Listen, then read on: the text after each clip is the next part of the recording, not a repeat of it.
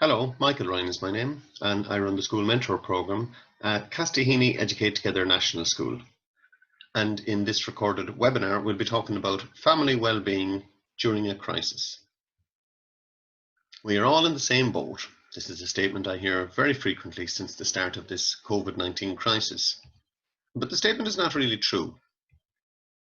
We are not all in the same boat, but we are all in the same storm.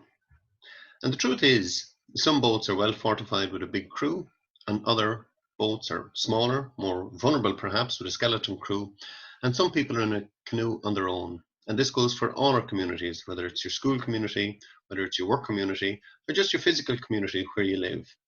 We all come from different types of families, and your family situation is unique to you.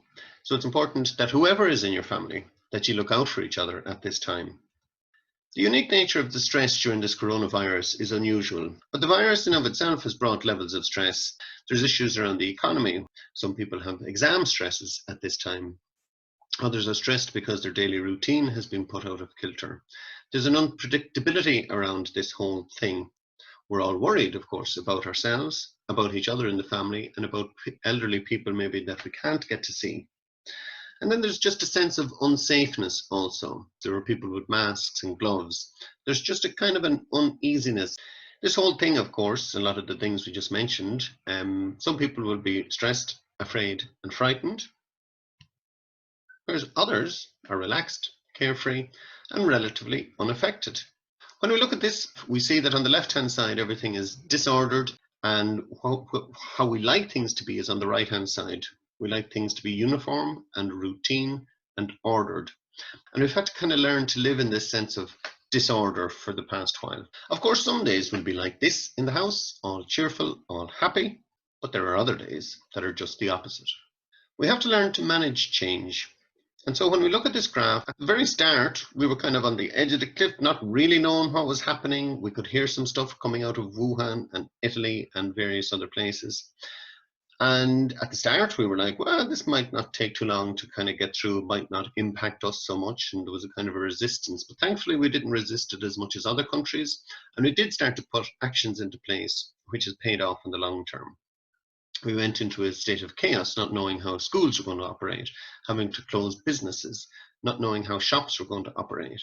But over the last little while, then, we've noticed that we're in this transforming idea, and even into the stage of integration, where we now have a roadmap for the future. The new status quo has yet to be seen and has yet to arrive, so we'll have to just wait and see what that's going to be like. And when it comes, we'll manage it then. Hopefully, it'll be sooner rather than later. When we look at change management, we have to accept that change is inevitable. We have to embrace it, to tackle it head on and acknowledge it and be proactive about taking charge of what you can control. I'll have a slide about that in a little minute. Try and find humor in the situation. This bursts the bubble of stress around change. You've got to try and remind yourself at all times that you've successfully managed to deal with change and challenging situations in the past. And remind yourself you've gotten through 100% of the worst days of your life so far, and you'll get through this also. New routines have developed, and others will emerge in time. Congratulate yourself and others for their flexibility and commitment to these adjustments. When we look at this slide, we have to consider all of the things that we have already been through. And this slide changes quite frequently as new things occur. I'm not going to go down through each item on this, but perhaps when I'm finished the list, you might want to pause this video for a minute and just take a look at all of the different things that we've been through over the past, say, 8 or 10 weeks, and all of the different things that you've already gotten used to during this time.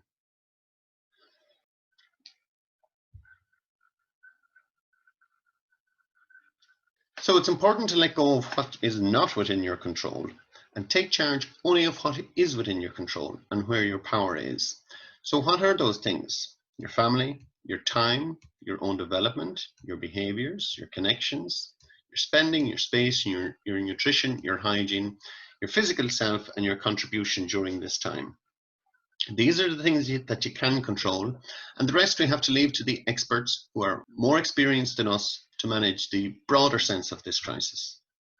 When we look at homeschooling, here are a few tips that might help. Get everyone involved in the plan, because people who are involved in making a plan are much more committed to executing that plan. Your situation is unique to you, so chill out if it's not perfect, and try and not compare yourself to others. If you compare, you will despair. Try and give teens some personal space. Try and balance the day between work, rest, and play. I know the last two will come easily. It's more difficult to try and balance the work bit. Try and get the hardest work out of the way first. Keep connected to the school. The support is there, and the team are understanding and patient. They will help to make this as good as your situation allows. Here's a nice statement. It's not what happens to you, but how you react to it that matters. Because how you react to it is where your power is. Limit your exposure to news about COVID-19. Try and only have a couple of times a day when you actually get updates. And at times you may need to just forget about WhatsApp because it can get just overloaded with messages. Whether they're nice or funny or serious, all of them are just a little bit stressful when they come in such bulk. Let's look at salvaging a disastrous day in lockdown. So let's say you get to the middle of the afternoon and everything seems to be going wrong. Everyone is fighting and there's a lot of tension in the house. So here's a few tips to maybe salvage this day. Switch off all the devices, no more news, no more new projects. Don't think failure, think reset. Take a shower, refresh yourself, you're starting from new. Do only low thinking chores. Avoid the need for perfection and maybe tidy a space. So what we're trying to do with these chores and tidying the space and doing some niggling admin tasks is you're trying to get a few wins under your belt. You're trying to turn the day around so that you get a couple of wins and then you start to feel like it's not such a disaster of a day after all. Then reboot your physical system. Even a short burst of physical exercise will help to relieve the frustration. Write off the day from any scores, any of your Fitbit or step counters or any of those things. No guilt today. Write off the day from these scores. Today doesn't count. Bookend your day with some kind of a ceremony. Cup of tea, watch Netflix, read a book, watch TV. And just know that tomorrow will be a better day. Here's another neat saying. My life has been full of terrible misfortune, most of which never happened. And that was from Michel de Montaigne, and he was a chronic worrier. And of course, most of the things he worried about didn't come true. So he spent his entire life worrying about a whole bunch of stuff that he didn't need to worry about. In reality, only about 8% of what we worry about is worth worrying about. So my suggestion is when you're worried, try and figure out a place in your head that you can go to when you're worried. So if you're younger, that might be maybe a fairground or playing football or riding a horse or doing ballet or dancing or something like that, or visiting your grandparents. You know, if you're a bit older, you might be just mad about mathematics and just do equations in your head if that's what floats your boat. Older people might want to think of a hobby that they do or something that they enjoy doing. And so just have that as a place to go in your head. Resetting your system is a great way of busting any anxiety in your system. So again, I would say during this time, maybe set a fitness goal for yourself. And by the end of this, you'll have upped your fitness levels and you'll have lowered your anxiety. Like I mentioned earlier, a good tip for any day in relation to anxiety busting is to do difficult tasks first thing in the morning. Because once you do them, they're not sitting on the back of your mind, annoying you and waiting to be done. Doing a random act of kindness is a great way to relieve stress also. Because what happens is you switch your attention from a negative thing into something that's more positive, and you feel like you're back in control, you're back doing something positive, and of course the other person benefits also. Practicing gratitude is another great way to relieve stress, because being grateful gives you power and mastery in a crisis. It banishes fear and replaces that fear with a positive feeling of being grateful for what you have. Taking up creative expression is another great way to relieve stress and anxiety. Whether it's learning an instrument, doing an art installation outside, writing, sculpting, poetry, anything that can bring out some creativity in you, great way to relieve stress. Of course, some people will wish to continue to worry. So what I would suggest is become a worried warrior. Do your necessary amount of worrying, but you also got to keep going and be as productive as you can. If there are any domestic disagreements in the house, here are a few tips to help with that. Decide to choose your battles. Maybe not everything needs to be argued about. Sometimes you have to decide, do you want to be right or do you want to be happy? Don't throw in the kitchen sink issues. And what I mean by that is don't try and bring up old issues or throw it all into the one argument. If you have a disagreement, try and stick to whatever that is about and just try and resolve that one particular thing. Let old issues go and choose not to drag up old wounds. Allow space for each other to have privacy every day and respect the need if others are in another room. Try and be generous with others in the household. Agree times to discuss issues in the household. Maybe a time where you know you'll have peace and quiet, and you might both have calmed down and have an opportunity to talk about things in a calmer environment. Try and use I statements as opposed to you statements, because that conveys the message that you are trying to find solutions to the challenges you're facing. Taking in the good. So, according to Rick Hansen, negative experiences stick to the body like Velcro, whereas positive experiences tend to wash through the body like water through a sieve. So in times of crisis, we've got to allow positive experiences to settle in our system rather than allow them to wash through. So as you encounter a positive experience, try and stop, try and notice it, and try and hold on to it. When we think about looking after ourselves, I often think of the Pillars of Wellness by Dr. Angan Chatterjee. He actually had just 4 pillars, and I kind of cheekily added a 5th one of community.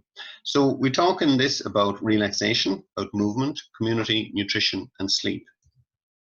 So we've got to try and keep a balanced diet, try and avoid comfort eating, and try and avoid any bad nutrition habits we may have gotten into.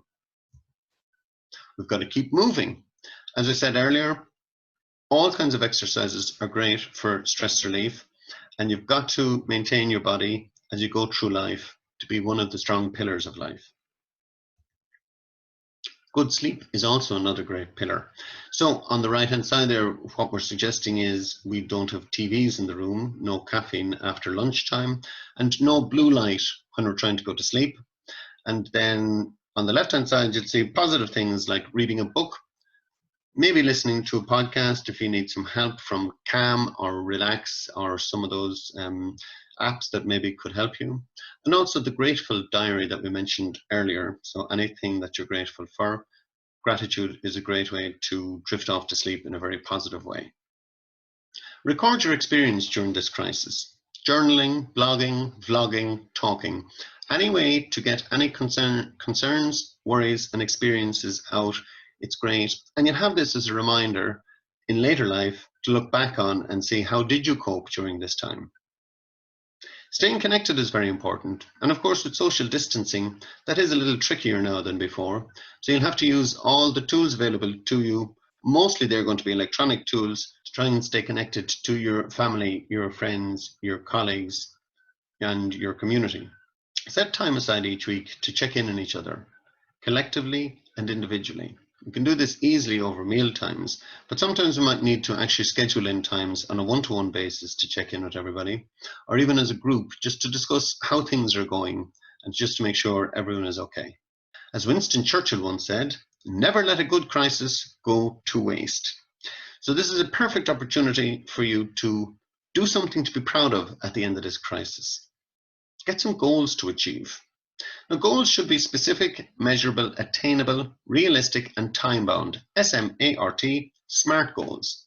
So these would be the 5 pillars that we spoke about earlier, plus also maybe a couple of creative things like learning an instrument, doing some art, learning to paint, or doing some renovations. And I want to wish you good luck in achieving those goals. So I hope you got something out of that. This is Michael Ryan from Castaheany Educate Together National School signing off. Thank you for watching.